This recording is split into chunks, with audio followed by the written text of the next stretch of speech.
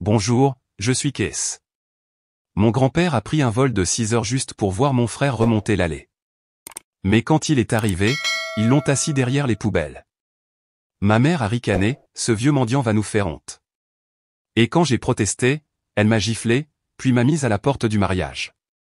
20 minutes plus tard, son jet privé a atterri, et ce qui s'est passé ensuite a laissé tout le monde pétrifié. Voulez-vous deviner à qui appartenait ce vignoble? Maintenant, avant que nous commencions, dites-moi, d'où m'écoutez-vous? Et auriez-vous protesté? Faites-le moi savoir dans les commentaires. Je les lis tous, sans exception. Je suis arrivé au mariage de Jason vêtu d'une robe que j'avais achetée d'occasion par un après-midi de printemps frais à Boston. Vert forêt avec des mancherons, douce, simple, et à peu près la seule chose dans ma garde-robe qui me donnait encore l'impression d'être moi-même. Le soleil de Napa était vif, projetant de longues ombres sur le sentier de pierre menant au vignoble. L'odeur de rose et de canard grillé flottait dans l'air. Et le champagne était partout. Quelqu'un tendait une flûte à quelqu'un d'autre. Personne ne m'en a offert. Un serveur est passé juste à côté de moi sans un regard. Les invités circulaient en robe de créateur, costume sur mesure, les cheveux plaqués en arrière avec des produits dont je ne pourrais probablement pas prononcer le nom. J'ai aperçu mon reflet dans l'une des portes vitrées. Cheveux décoiffés par le vent, pas de maquillage, des taches de rousseur apparentes. J'avais l'air de quelqu'un qui avait été invité par erreur. Ma mère m'a repéré de l'autre côté du patio et s'est approchée lentement, les lèvres pincées, les yeux plissés comme si elle évaluait les dégâts. Tu as l'air, elle a marqué une pause, balayant du regard mes chaussures jusqu'à mon décolleté, convenable. C'est tout. Pas de câlin. Pas de tu as fait tout le chemin depuis Boston. Pas même un signe de reconnaissance du fait que j'avais répondu à l'invitation seul alors que tous les autres étaient venus par 2, par 3, ou avec des entourages entiers. J'ai à peine pu dire un mot avant qu'elle ne s'éloigne pour saluer quelqu'un avec une robe plus moulante et une valeur nette plus élevée. Jason ne m'a pas remarqué du tout, ou a fait semblant de ne pas le faire. Il était trop occupé à rire avec ses copains d'université près des oliviers, une main collée à un verre de quelque chose d'ambré, l'autre autour de la taille de sa fiancée. Elle portait une dentelle ivoire qui semblait coûter plus cher que la totalité de mes frais de scolarité universitaire. Quand ses yeux ont croisé les miens, il n'y a eu aucune reconnaissance, juste un désintérêt poli. Nous nous étions rencontrés 2 fois. J'ai erré en marge du rassemblement, faisant semblant de chercher quelqu'un, n'importe qui. Je n'étais pas venu pour faire une scène. J'étais venu parce que, malgré tous leurs défauts, ils étaient toujours ma famille. Et puis j'ai vu grand-père. Une berline s'est arrêtée lentement au bord du cercle de gravier.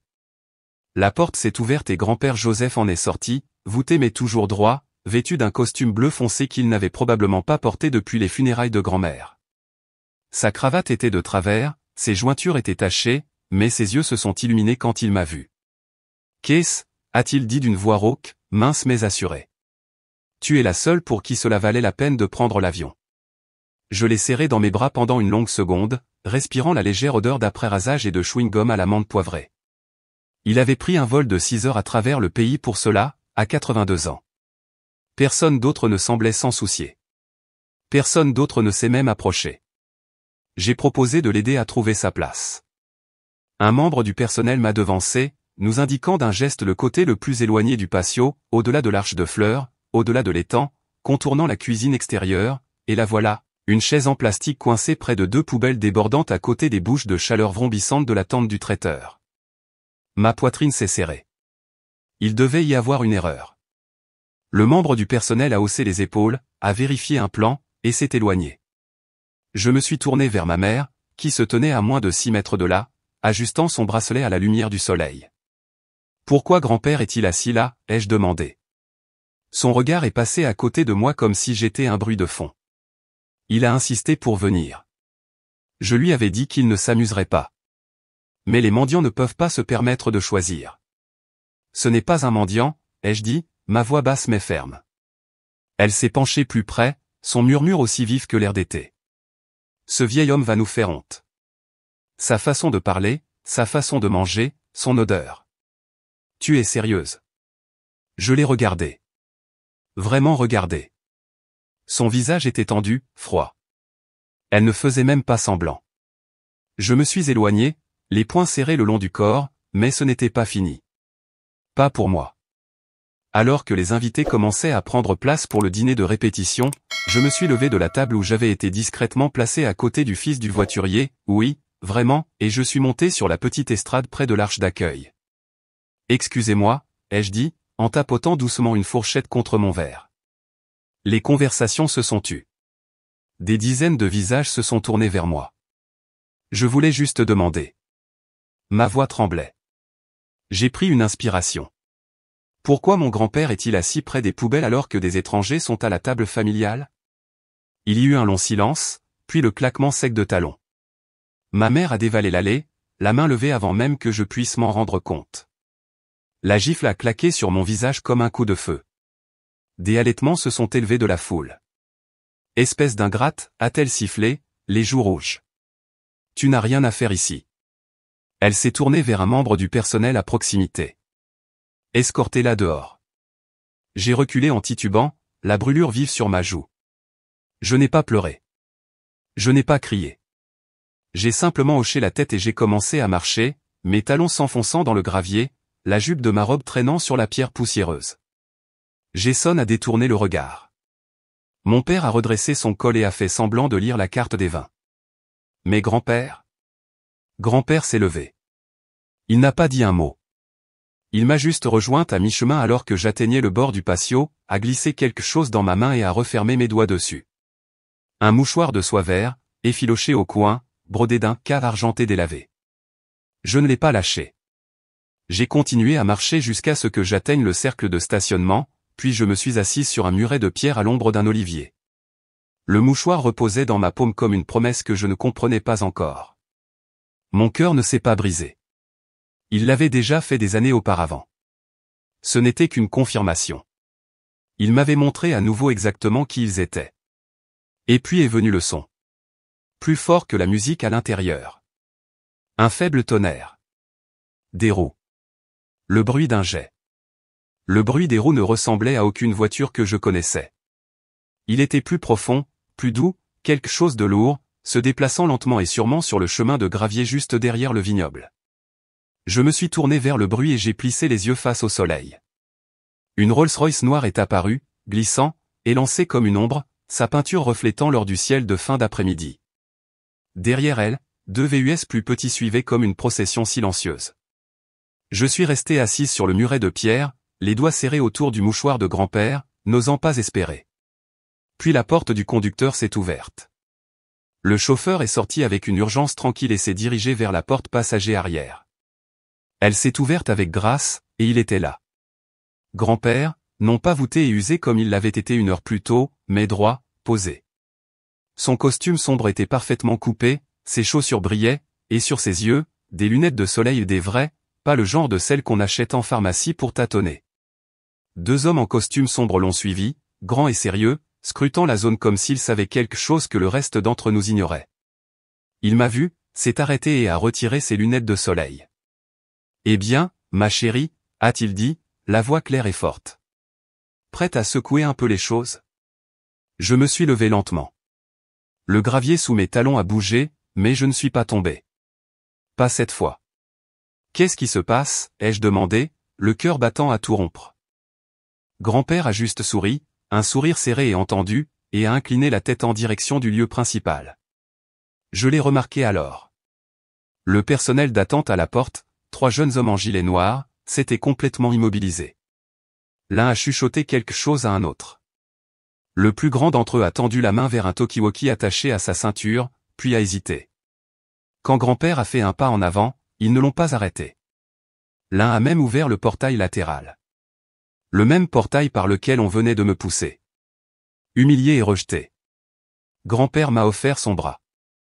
Voyons voir si ton frère se souvient de qui est le véritable propriétaire de cette terre. Je l'ai regardé en clignant des yeux. Attends, quoi? Mais il n'a pas expliqué. Il a juste continué à marcher. La prise de conscience m'a frappé comme de l'eau froide. Cet endroit n'était pas un lieu hors de prix qu'ils avaient loué. Non, nous n'étions pas des invités ici. Nous étions à la maison. Ou du moins grand-père l'était. Je me suis mis au pas derrière lui, serrant toujours la soie verte dans ma main. Les initiales KH brillaient faiblement à la lumière du soleil. Ce n'était plus un souvenir. C'était un message. Alors que nous approchions de la zone de réception, la musique flottait depuis le patio en plein air. La foule était en plein toast. La voix de ma mère était audible, amplifiée et fière, louant la vision et l'ambition de Jason. Ces mots me tordaient l'estomac. Grand-père n'a pas bronché. Les deux hommes avec lui se sont avancés légèrement, flanquant l'entrée en bois alors que les portes s'ouvraient. Je me suis arrêté sur le bord, restant caché derrière une haie d'olivier en pot, observant. Des têtes se sont tournées, des dizaines. Puis le silence. Pas le genre poli, non, mais un silence épais, gênant, incrédule, le genre qui enveloppe une pièce et la serre. Jason a abaissé sa flûte de champagne en pleine gorgée. Mon père est devenu blême. Ma mère s'est figée au milieu d'une phrase, la main tenant toujours le micro. Grand-père a traversé la foule comme s'il fendait la mer. Les yeux ne se contentaient pas de le suivre. Ils le suivaient avec incrédulité, comme s'ils essayaient de faire le calcul sans y parvenir. Il est monté sur la petite scène à côté du quatuor à cordes, a pris doucement le microphone de la main de ma mère sans un mot. Elle n'a pas résisté. Elle a juste reculé et l'a regardé en clignant des yeux comme s'il n'était pas réel. Je n'avais pas l'intention de dire quoi que ce soit, a commencé grand-père, la voix calme mais lourde. Je ne voulais pas faire d'histoire. C'est un mariage, après tout. Il y eut quelques rires, nerveux. Mais peut-être, a-t-il poursuivi, qu'il est temps que les gens sachent ce qui a vraiment bâti cette famille. De là où je me tenais, j'ai vu la main de mon père se contracter vers sa poche. Jason fixait ses chaussures. Les parents de la mariée se sont regardés, clairement confus. Le personnel de service avait cessé tout mouvement. Je suis entré alors, non pas par l'allée, non pas vers la table familiale, juste par l'entrée latérale, silencieuse et stable, et je me suis tenu près du pilier de pierre près de l'arche de réception. Je n'avais pas besoin de parler. Je n'en avais pas envie. J'observais simplement. Un des hommes de la sécurité se tenait près de moi, me faisant un léger signe de tête comme si j'étais à ma place. J'ai fouillé dans ma poche, j'ai de nouveau passé mes doigts sur les fils du mouchoir. Pour la première fois de la journée, je ne me sentais pas petite. Grand-père a continué. J'ai 82 ans, a-t-il dit simplement. J'ai bâti ce vignoble de mes propres mains. Je lui ai donné le nom de ma défunte épouse. Je l'ai donné à la famille, en espérant qu'il serait utilisé pour quelque chose de bien. Il s'est légèrement tourné, balayant du regard les invités stupéfaits. Mais quand j'ai pris l'avion pour venir ici aujourd'hui, personne ne le savait parce que personne n'a pris la peine de demander si je serais invité. Je ne l'étais pas. Mon nom n'était pas sur la liste. Le chauffeur ne m'a même pas reconnu à la porte. Il y eut un mouvement dans la foule, de petits halètements, des murmures. Je me suis assis près des poubelles, a-t-il dit sèchement. Juste à côté de la bouche d'aération de la cuisine. Bon, je ne suis pas très porté sur les fanfares, mais je sais faire la différence entre une place assise et un message. Il s'est tourné vers mes parents. Et j'ai reçu le message 5 sur 5. Le silence était écrasant maintenant. Ma mère s'agrippait au dossier d'une chaise, les doigts blancs. Mon père fixait le sol. Jason n'avait toujours pas bougé. Je suis resté immobile. Je n'ai pas bronché. Je n'ai pas pleuré. Ce moment n'était pas une question de vengeance. Ce n'était même pas une question de justice. C'était la vérité, dite simplement. Et puis grand-père a prononcé sept mots qui ont coupé le souffle à toute la salle. L'air à l'intérieur de cette salle de réception au plafond de verre s'est épaissi d'une manière qu'aucun après-midi d'été ne devrait jamais connaître. La voix de grand-père a tranché les murmures comme un couteau lent dans la soie. J'ai bâti cet empire pour elle, pas pour vous. Pendant un instant, il n'y eut que le silence, un silence étrange, haletant. Puis des hoquets de surprise. Puis des fourchettes ont cliqueté contre la porcelaine alors que les mains tremblaient. Même le pianiste s'est arrêté au milieu d'une note.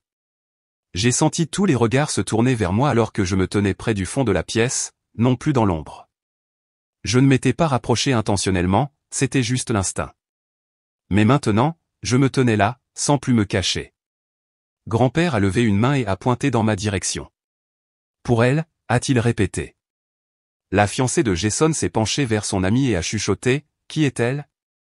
Le photographe, qui venait de prendre des clichés spontanés du toast au champagne, a lentement abaissé son appareil photo, comme si même l'objectif était devenu flou de confusion. J'ai entendu ma propre respiration avant de réaliser que je la retenais. Le mouchoir vert dans ma paume semblait m'ancrer au sol. Grand-père a fait un autre pas en avant. Il ne s'est pas pressé. Il n'a pas élevé la voix.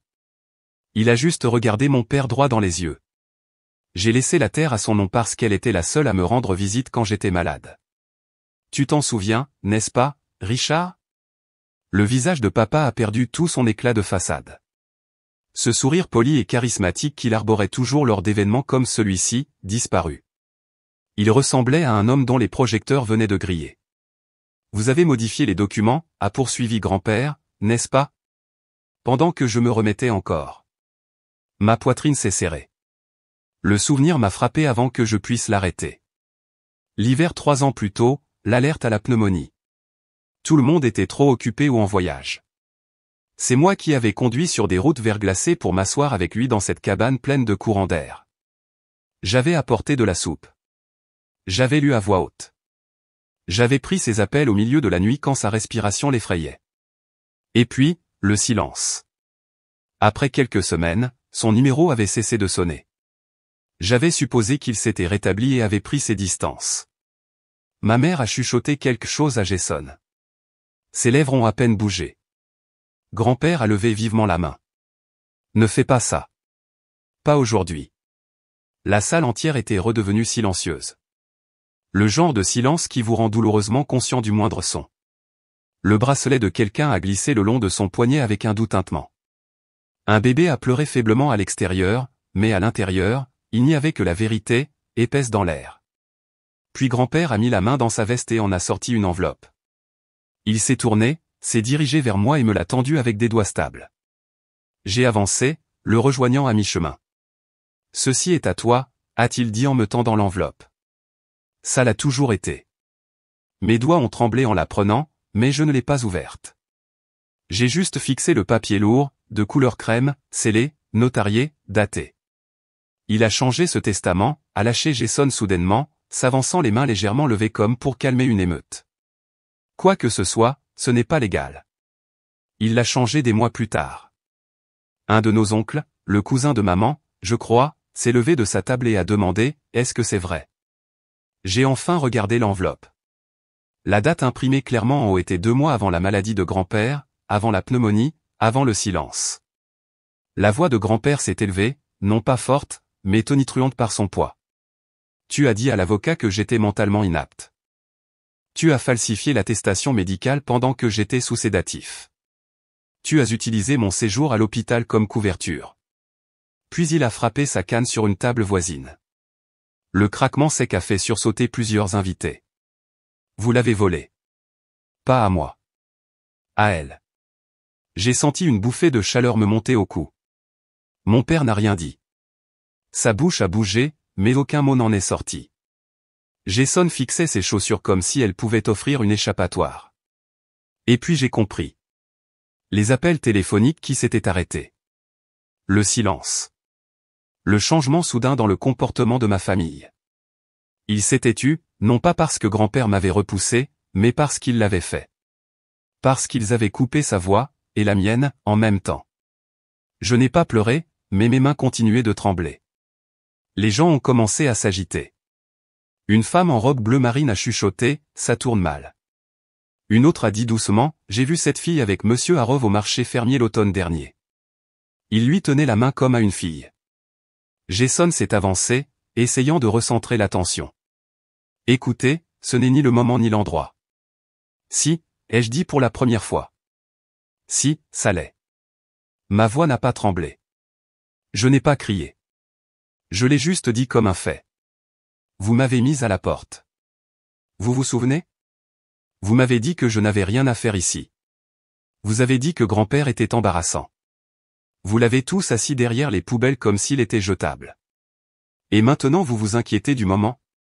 Le silence qui a suivi était différent cette fois. Non plus choqué, juste exposé. Grand-père est monté sur scène, s'est dirigé droit vers l'officiant et s'est penché vers le micro. Il a regardé la foule, pas une once d'excuse dans ses yeux, seulement de la détermination. Et comme quelqu'un qui avait attendu des années le bon moment, il a dit, annulez le mariage. Cette famille a d'abord besoin d'un règlement de compte.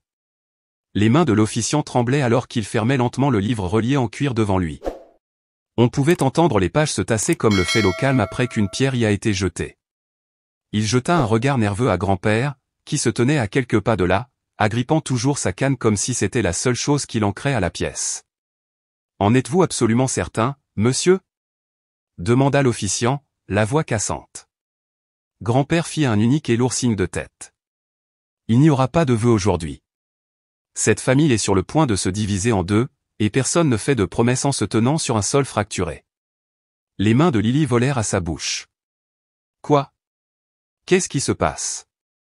s'étouffa-t-elle, le mascara coulant déjà sous ses yeux. Jason ne bougea pas.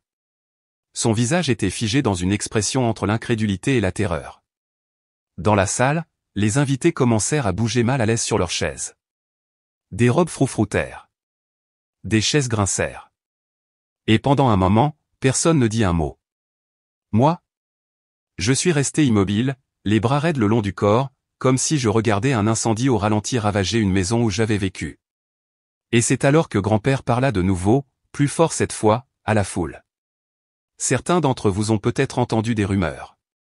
Je vais parler franchement. Il plongea la main dans la poche de son manteau et en sortit un mince dossier. Usé mais délibéré. Après que mes dossiers médicaux ont été mystérieusement scellés, dit-il, j'ai engagé quelqu'un, un détective privé, et il a trouvé plus que ce que je n'aurais jamais imaginé. Un murmure parcourut la foule. Il se dirigea vers une petite table près du centre de la pièce et y déposa une série de photographies, de documents et ce qui fit que tout le monde se pencha en avant et des captures d'écran imprimées. Celles-ci, dit-il en tapotant une image, sont des clichés de surveillance pris juste après minuit il y a 3 mois. Tout le monde s'efforçait de voir. Une image montrait mon père, Richard, entrant dans un bâtiment qui ressemblait à un cabinet d'avocat. Une autre le montrait à nouveau, au même endroit, une autre nuit. À côté se trouvait une copie d'un affidavit prétendument signé par grand-père, le déclarant mentalement inapte à gérer le domaine. La signature était tremblante, lâche, pas du tout comme l'écriture cursive et stable de grand-père que j'avais vue toute ma vie sur les cartes d'anniversaire et les chéquiers. Un hoquet de surprise fusa de quelque part derrière moi, puis un autre. Et puis je me suis tourné vers Jason. Ses yeux croisèrent les miens et tombèrent immédiatement. « Tu savais ?» demandai-je, à peine plus fort qu'un murmure. Il ne répondit pas tout de suite. Au lieu de cela, il déplaça son poids comme si le sol était soudainement devenu instable sous ses pieds. Je ne voulais pas être complice, dit-il, la voix brisée. Maman a dit que c'était juste temporaire, juste jusqu'à ce que grand-père, tu sais. Je ne bougeais pas. Il fit un pas en avant, essayant de combler l'espace entre nous. Je ne savais pas qu'il t'exclurait complètement. Je te jure, Kees, je ne savais pas qu'ils iraient aussi loin. La voix de grand-père trancha la pièce comme un coup près. Et pourtant, tu as été le premier à lui interdire l'accès au vignoble. Tu as changé les codes de sécurité. Tu lui as interdit l'accès à la fête des vendanges. Tu as regardé son nom se faire effacer. Et tu n'as rien dit. Jason eut l'air d'avoir été giflé. Derrière moi, une des demoiselles d'honneur enleva ses talons et marmonna, « Je n'ai pas signé pour ce cirque. » À droite, le père de Lily fit signe à un préposé. « Amenez la voiture.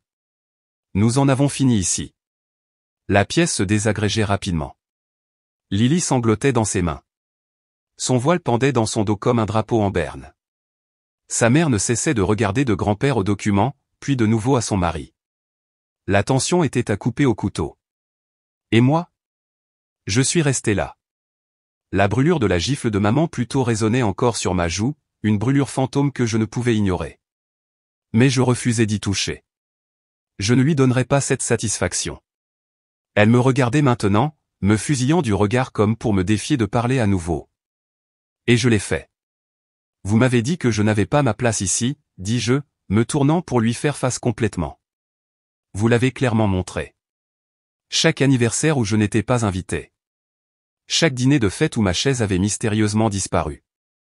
Chaque fois que vous m'avez traité d'ingrate parce que je ne vous donnais pas d'argent pour le mariage de Jason. Elle siffla. Tu n'as toujours pas ta place. Tu ne l'as jamais eue. Je n'ai pas élevé la voix. Je n'en avais pas besoin. J'y croyais avant, dis-je doucement. Je pensais que j'étais le mouton noir, la déception, l'intruse. Mais maintenant je vois clairement. Je n'ai jamais été la source d'embarras. C'était vous. Encore des hoquets de surprise. Quelques personnes serrèrent leurs perles. Des perles littérales. Un oncle se retourna et sortit. Une cousine éloignée près de la table du gâteau attrapa son sac à main comme s'il pouvait la protéger de ce qui allait suivre. Jason ne bougea pas, Lily s'effondra sur une chaise, tremblante. Mon père serra la mâchoire et détourna le regard. Et puis, à travers le silence, grand-père plongea la main dans une autre poche intérieure. Lentement, délibérément, il s'avança vers moi. Ses yeux féroces, épuisés, fiers rencontrèrent les miens. Il tendit un papier plié, épais, de couleur crème, frappé d'un sceau. « Je n'ai jamais cessé de croire en toi, dit-il, la voix basse mais ferme. Et ils ne t'effaceront plus. » Je baissai les yeux. C'était le titre de propriété du vignoble. Mon nom était imprimé juste en haut. La main de grand-père resta en l'air juste une seconde de plus que prévu avant que le titre de propriété n'atterrisse doucement sur mes genoux. Le papier n'était pas impeccable, les bords étaient cornés, une légère auréole de café dans un coin, mais la signature, audacieuse et indubitablement la sienne, me fixait comme un secret qui avait attendu trop longtemps dans l'obscurité. Je n'ai rien dit au début. Mes doigts effleurèrent lentement l'encre, puis se refermèrent sur les bords comme si je ne savais pas si je devais le protéger ou le déchirer en deux. Grand-père s'assit à côté de moi sur le long canapé en cuir, sa posture plus droite que je ne l'avais vue depuis des années. Il avait l'air fatigué, non pas à cause de l'âge, mais de quelque chose de plus profond, comme un homme qui avait gardé trop de choses enfouies pendant trop longtemps. « Tu as vérifié la signature 2 fois, dit-il doucement. Elle est authentique. Je sais qu'elle l'est, hochai-je la tête. Ce n'est pas ça qui est difficile à croire. Il expira lentement par le nez. J'ai fait le changement le jour où j'ai vu ta mère jeter ta lettre d'admission à l'université. Stanford, n'est-ce pas? Je clignai des yeux. Je n'avais pas pensé à ce jour depuis des années. Tu as vu ça? Elle a dit à la femme de ménage que c'était du courrier indésirable, murmura-t-il. Mais j'ai reconnu l'enveloppe, et j'ai reconnu son visage quand elle l'a jeté. C'est à ce moment-là que j'ai su que quelque chose avait très mal tourné. J'ai essayé de formuler des mots, mais l'air dans ma poitrine refusait de bouger. Tout ce que j'ai pu sortir, c'est « Pourquoi ne me l'as-tu pas dit ?» Je voulais le faire, a-t-il dit, mais je pensais qu'il valait mieux te protéger discrètement que de te mettre au milieu d'une guerre. Il s'avère que j'ai sous-estimé jusqu'où ils iraient. La pièce était silencieuse, à l'exception du doux tic-tac de la vieille horloge sur le mur et du crépitement occasionnel du bois de chauffage dans l'âtre. Dehors, par la fenêtre de la suite, les veilleuses du vignoble parsemaient la pente comme des lanternes dispersées. Il se pencha en arrière, les doigts croisés sur son genou. J'avais chargé un avocat à San Francisco de tout conserver jusqu'à ton 30e anniversaire. C'était le plan. Mais tu n'as jamais rien reçu parce que ta mère l'a intercepté. Sa voix baissa. Elle a falsifié une procuration médicale il y a 6 mois, a dit au tribunal que je déclinais, a prétendu une démence précoce. Cela lui a permis d'annuler toutes les instructions légales que j'avais laissées. Je le fixai, stupéfaite. Elle a déposé les documents avec le notaire de ton oncle et les a scellés avec une note d'un médecin de ses amis, quelqu'un qui ne m'a pas examiné depuis 10 ans. Donc, même ce titre de propriété était techniquement légal quand je l'ai signé. Mais avec la procuration en place, il était annulé dans la pratique. Ils avaient le dessus. Ils ne comptaient simplement pas sur ma présence aujourd'hui. Je me frottais les tempes. Pendant tout ce temps, je pensais que je ne faisais que les décevoir. Pas assez bien. Pas aussi brillante que Jason. Pas digne qu'on se batte pour moi. Tu n'étais pas l'échec, Case. Tu étais la menace. Les mots ont atterri durement.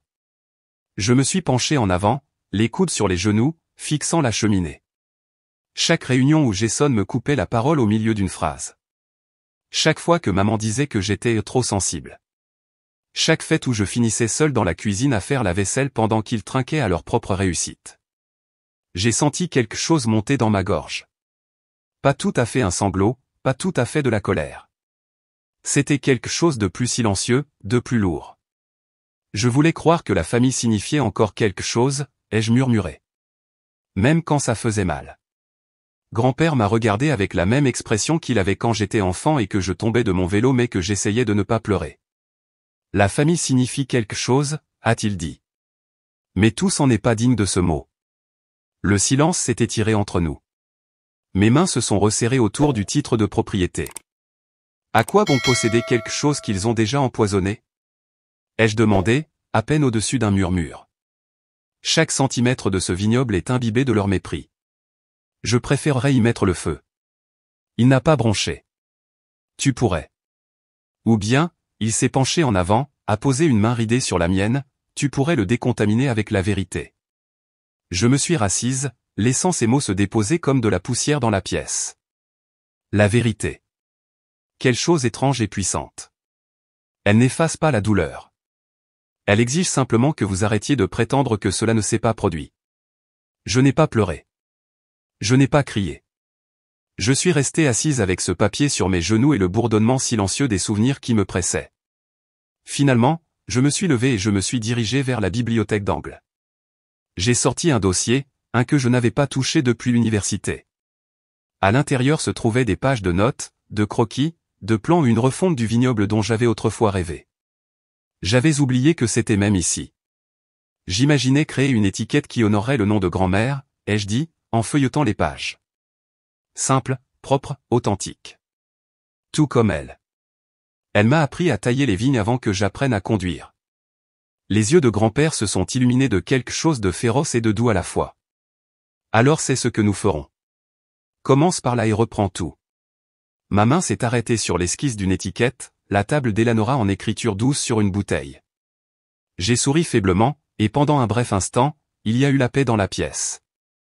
Non pas parce que la douleur était partie, mais parce que pour la première fois depuis des années, la vérité avait un endroit où s'asseoir. Mais cette paix n'a pas duré. Car pendant que je traçais les contours d'un rêve que je pensais avoir enterré, ma mère préparait déjà son prochain coup, un coup qui ferait que tout ce que je tenais dans mes mains ressemblerait à du petit bois, attendant une allumette. Le titre de propriété froissé était toujours posé sur ma table de chevet quand le téléphone a sonné, une vibration stridente dans le silence des premières heures du matin. J'ai cligné des yeux en regardant l'écran. Matteo. Mon estomac s'est noué. Je n'avais pas eu de ses nouvelles depuis des années, pas depuis qu'il avait quitté le vignoble discrètement après que Jason ait restructuré le personnel. L'appel n'a pas été long. Il faut que tu viennes maintenant, a dit Matteo. Sa voix était basse. Urgente. Ils sont sur le point de tout vider. Je n'ai pas demandé ce qu'ils voulaient dire. J'ai juste attrapé ma veste, mes clés de voiture et l'enregistreur vocal portable que grand-père m'avait remis plus tôt. Au cas où ils essaieraient d'enterrer plus que ton nom, avait-il dit avec des yeux qui n'avaient pas scié depuis le dîner. Il voulait venir, mais la soirée l'avait trop épuisé. Enregistre tout, a-t-il murmuré. Ne les laisse pas l'effacer à nouveau.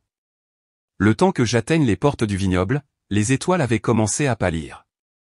Le gravier crissait sous mes pneus alors que je m'arrêtais à l'entrée arrière de l'installation. Les lumières principales étaient éteintes, mais une lueur jaune filtrait sous la porte latérale. Matteo se tenait là, sweat à capuche gris, casquette basse. Ses mains tremblaient. Ils vont vite, a-t-il marmonné en passant une carte clé dans le panneau latéral. Suis-moi et reste silencieuse. Nous nous sommes glissés dans des couloirs étroits bordés de caisses et de fûts oubliés, passant devant un petit bureau où l'écran de l'ordinateur clignotait encore. Puis il s'est arrêté. Épinglé au tableau d'affichage se trouvait une feuille plastifiée, protocole de nettoyage d'urgence. Approuvé par Monsieur Winstead. La signature de ma mère. Elle l'a affiché la semaine dernière, a dit Matteo. Je pensais que c'était juste une formalité, mais ce soir. Il a ouvert la porte de la chambre de fermentation. Je suis entré et l'air m'a frappé comme de l'ammoniac, âcre, chimique. Une fine mousse s'accrochait au bord de 3 immenses cuves en acier. L'une d'elles sifflait. J'ai instinctivement ramené ma manche sur mon nez. Qu'est-ce que c'est? Ai-je demandé en reculant. Du solvant, a chuchoté Matteo. De qualité industrielle. Pas seulement pour désinfecter. Quelqu'un en a versé dans les cuves. Mon estomac s'est tordu. Cette cuvée, c'était la Syrah? Il a hoché la tête une fois. La dernière que ta grand-mère a aidé à assembler. J'ai reculé en titubant, la main sur le mur. La piqûre dans mes yeux n'était pas seulement due aux vapeurs. Matteo a mis la main dans son sweat et en a sorti une clé USB. J'ai copié les enregistrements de sécurité avant qu'il ne puisse les effacer. Jason est venu après les heures de fermeture, 2 fois, et il n'était pas seul. J'ai fixé la petite clé dans sa paume. Pourquoi me montres-tu ça? Parce qu'il m'a offert 10 000 $ pour dire que c'était un accident. Je me suis figé. Et tu as refusé. Il a hésité. J'ai pris l'argent et je te l'ai dit à la place. Parce que tu es la seule à avoir jamais traité cet endroit comme plus qu'un trophée. Quelque chose s'est fissuré dans ma poitrine. Pas bruyamment, mais le genre de craquement que l'on sent derrière ses côtes, comme une corde tirée trop fort pendant trop longtemps. Je me suis retourné et je me suis approché de la cuve, une bête d'argent terne maintenant tachée de trahison, mon reflet déformé sur sa surface. Elle a passé son dernier été à assembler ça, ai-je murmuré. Chaque soir, elle venait avec son carnet de dégustation, disait qu'elle voulait un dernier millésime, quelque chose qui lui survivrait. Matteo n'a rien dit. Il n'en avait pas besoin. Ils n'avaient pas seulement essayé de saboter le vin. Ils avaient essayé de l'effacer. J'ai sorti mon téléphone et j'ai commencé à tout photographier. La mousse, les étiquettes des cuves, le protocole affiché. Matteo m'a tendu une bouteille qu'il avait réussi à sceller d'un lot non touché. Tu en auras besoin pour les analyses. J'ai hoché la tête. Mes doigts tremblaient en laissant tomber la clé USB dans mon sac à main. Puis j'ai conduit. Je ne suis pas rentré directement. Je ne pouvais pas. La route s'étendait devant moi, les phares creusant l'obscurité. Dans un virage après la limite du comté, je me suis garé. Il y avait une aire de repos près d'une vieille noiret. Je suis sorti de la voiture, laissant la portière ouverte.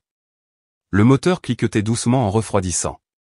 Le ciel commençait à changer, un bleu encre se fondant dans une faible bande d'aube rose. Et je suis resté là, figé dans la pénombre, me serrant dans mes bras. Si j'expose ça, ai-je dit à voix haute, la voix rauque, je détruis le nom de la famille. Ma propre buée s'est formée dans l'air.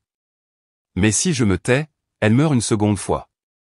J'ai fermé les yeux et je l'ai vue. Grand-mère, penchée sur un fût, écartant une mèche de cheveux de son visage, me souriant avec des doigts tachés de violet. Le vin, c'est comme la mémoire, m'avait-elle dit un jour. Il conserve qui nous sommes, si nous le protégeons. Je n'ai pas pleuré. Je suis simplement remonté dans la voiture, j'ai sorti ma vieille liste de contacts et j'ai appuyé sur le nom d'une toxicologue avec qui j'avais travaillé sur un projet de laboratoire universitaire à Santa Rosa. Quand elle a décroché, j'ai parlé clairement. J'ai besoin d'une analyse en urgence. Solvant industriel, peut-être de la méthyléthylcétone. Elle a dit qu'elle me retrouverait dans 2 heures. J'ai mis fin à l'appel. Le ciel derrière moi était passé du lavande alors, la lumière se levant, mais ma poitrine était plus lourde que jamais, et quelque part entre la rage et le chagrin, j'ai finalement cessé de mendier leur amour. J'ai conduit le reste du chemin en silence, le lever du soleil réchauffant à peine le givre derrière mes yeux. Mes doigts serraient le volant comme s'ils pouvaient me maintenir entière. Le temps que j'atteigne le bureau principal du vignoble, le parking était à moitié plein. Des berlines noires élégantes étaient alignées comme si elles étaient là pour des funérailles. D'une certaine manière, c'était le cas. La salle du conseil était nichée derrière d'épaisses portes en chêne à l'arrière du bâtiment du domaine. Je n'ai pas frappé. Je suis entré au milieu d'une phrase. Jason parlait, les mains s'agitant comme un vendeur essayant de transformer un désastre en opportunité. Il s'est arrêté. Tout le monde s'est arrêté. Je n'ai pas dit un mot.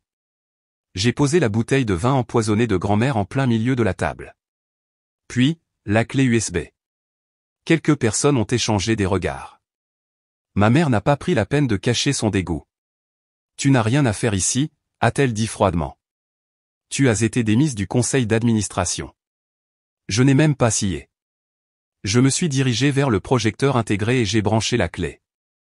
L'écran sur le mur a vacillé. Une vidéo a commencé à jouer. Jason entrant dans l'aile de fermentation après les heures de fermeture, regardant par-dessus son épaule.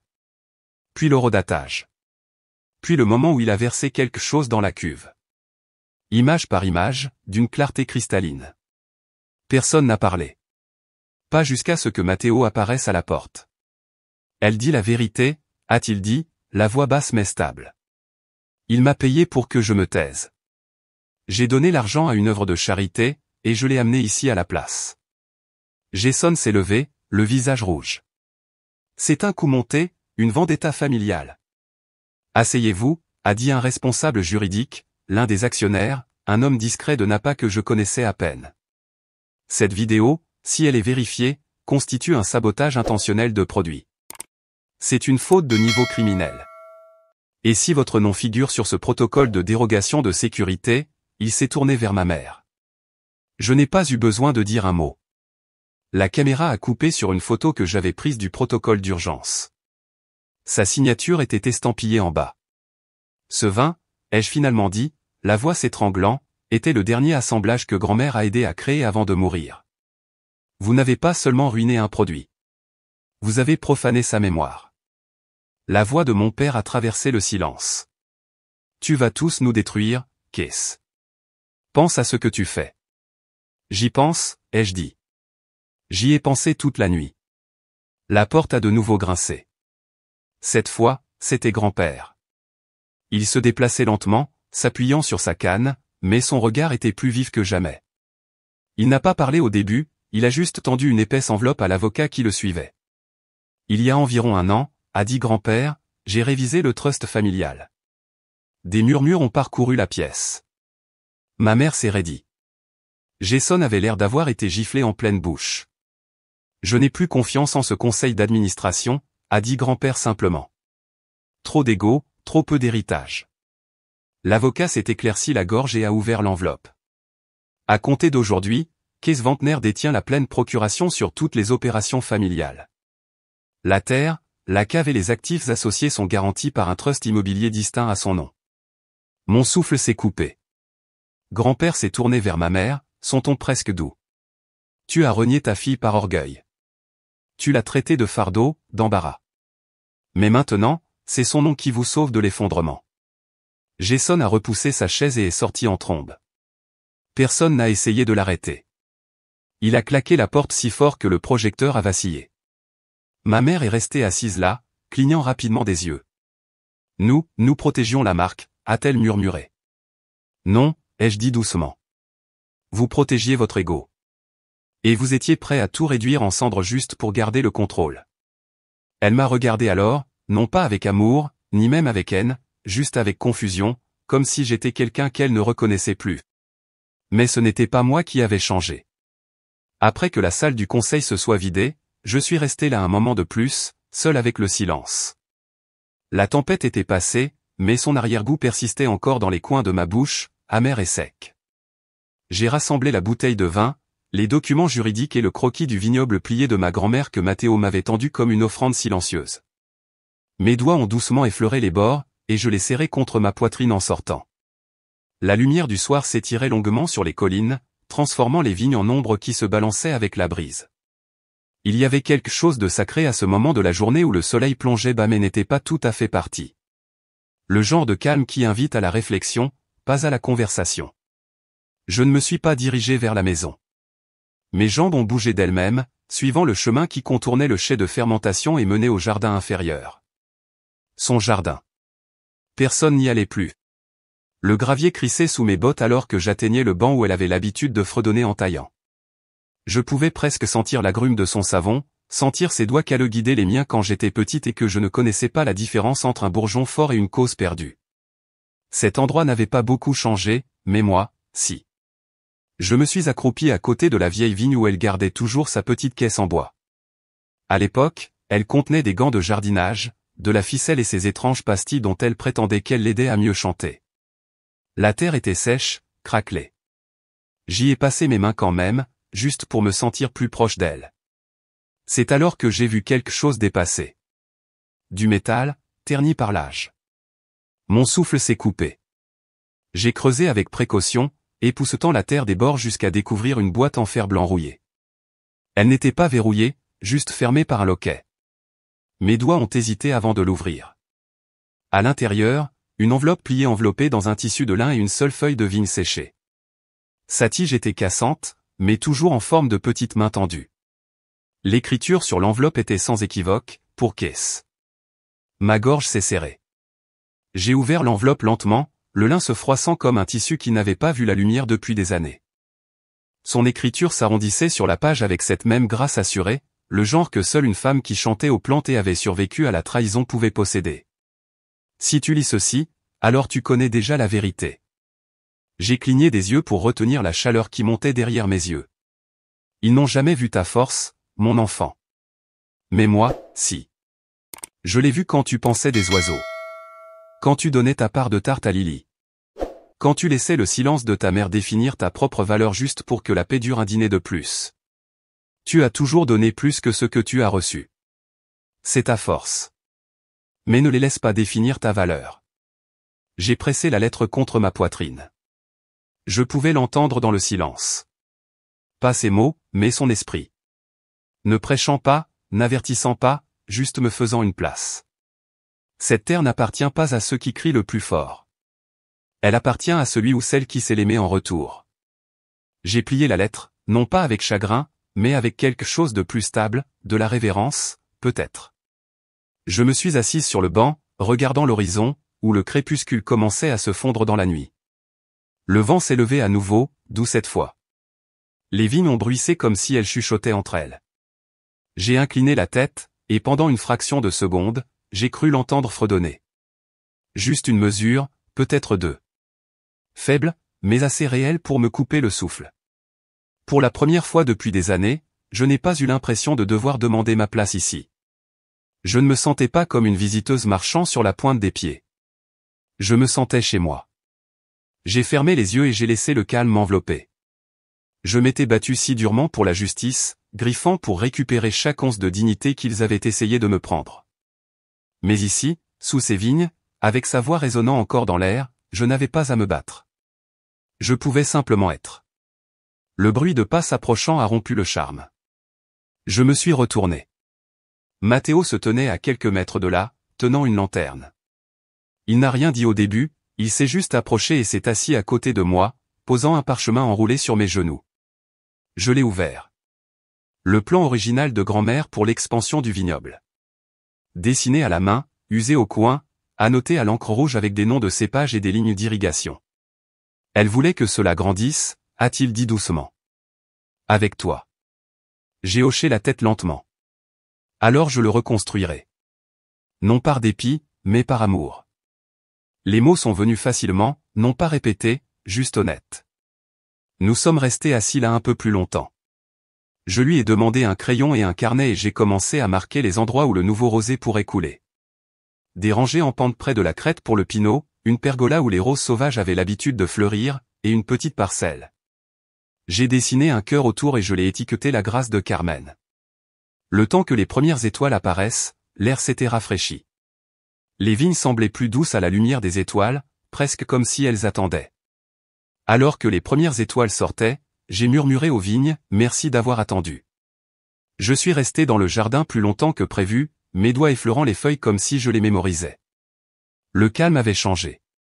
Il ne semblait plus vide. Il semblait plein, comme si quelque chose était revenu. 3 semaines passèrent.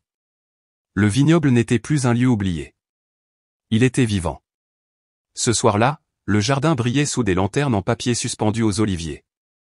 Les tables étaient dressées de lin blanc, et des fromages locaux et du pain reposaient dans des bols rustiques. Il n'y avait ni photographe, ni discours répétés, juste des gens qui avaient aidé. De vieux voisins, quelques ouvriers fidèles, des amis de ma grand-mère. Même le maire était venu en pantalon kaki et bottes usées, portant une bouteille de vin plus vieille que moi.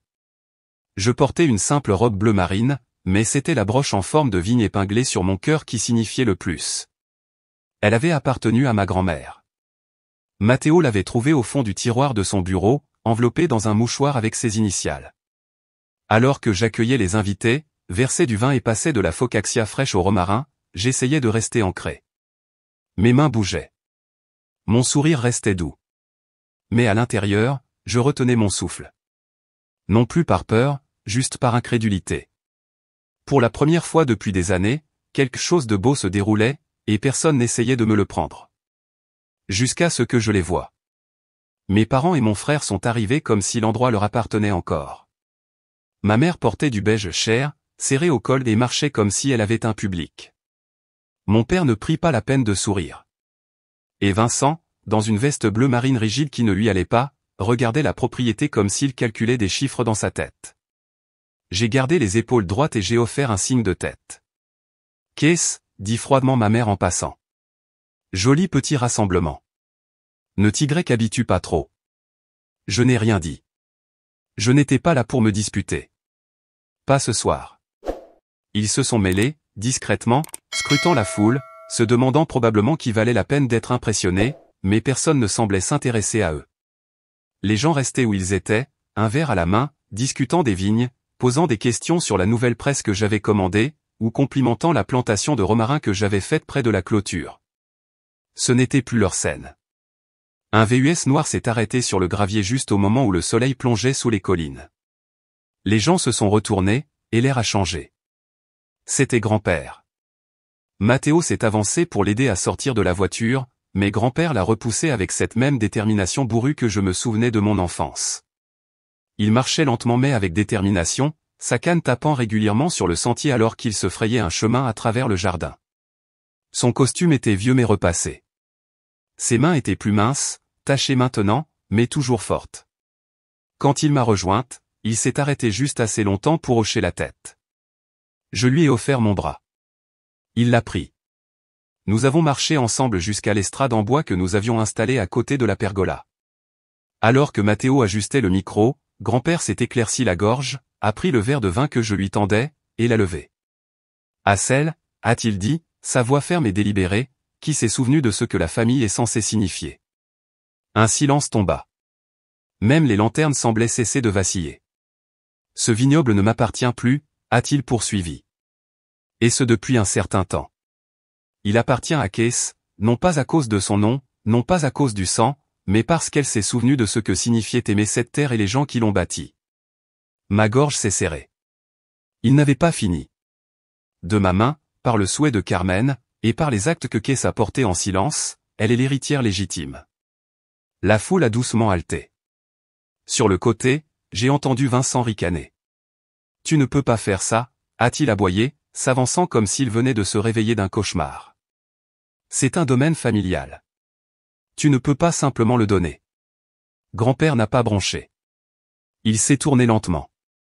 Regarde-moi faire. Mon père a ouvert la bouche, mais avant qu'un seul mot ne sorte, une voix du fond a parlé calmement. Je peux confirmer que tout a déjà été finalisé. Un homme en costume gris est sorti de la foule. Monsieur Landry, l'avocat du domaine. Les titres de propriété ont été transférés il y a 3 semaines. C'est fait. Irrévocable. Le visage de ma mère a perdu toute couleur. Elle a regardé autour du jardin comme s'il se refermait sur elle. C'est ridicule, a-t-elle sifflé. Tu déchires cette famille. Personne n'a bougé. Personne n'est venu à sa défense. Pas même Vincent. Elle est sortie en trombe, ses talons claquant contre le gravier. Vincent a suivi, marmonnant quelque chose dans sa barbe que je n'ai pas saisi. Mon père est resté un instant de plus, puis est parti après eux, silencieux. J'ai expiré, lentement et doucement. Les invités sont revenus doucement à leur conversation. Certains ont applaudi, d'autres ont offert des sourires chaleureux, mais personne n'a plus mentionné ma famille. Plus tard, j'ai pris le micro. Mes mains ne tremblaient pas, je n'ai pas été élevé en croyant que je serais un jour ici, ai-je dit. Et c'est peut-être ce qui rend ce moment important, parce que rien de tout cela ne m'a été donné. Cela a été planté. Cela a grandi. J'ai levé mon verre. Au silence qui nous a protégés, à l'amour qui a perduré, et aux racines qui ont tenu quand rien d'autre ne le faisait. Ils ont trinqué avec moi, non pas seulement par politesse. Je pouvais le sentir. Après que les invités se soient dispersés, Matteo est resté pour aider à plier les chaises et à ramasser les verres vides. Nous avons empilé la vaisselle dans une camaraderie silencieuse. Puis nous nous sommes assis sur le banc du jardin où j'avais autrefois entendu grand-mère fredonner. Tu as refait de cet endroit un foyer, a-t-il dit, sa voix basse et sûre. J'ai regardé autour de moi les vignes, les lumières, l'air immobile qui contenait tout cela. Il l'a toujours été, ai-je dit. J'avais juste besoin de revenir différemment. Quand il est parti, je suis resté. Seul, mais pas solitaire. J'ai marché entre les rangs de vignes, leurs ombres longues sous le clair de lune.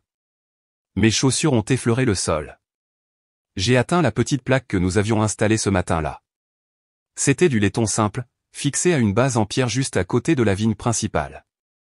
On y lisait, pour Carmen. Pour ceux qui fleurissent après avoir été enterrés. J'ai touché son bord, puis le sol. L'air était immobile. Cette terre était mienne, non par vengeance, mais parce que je m'en souvenais, que je m'en occupais quand personne d'autre ne le faisait.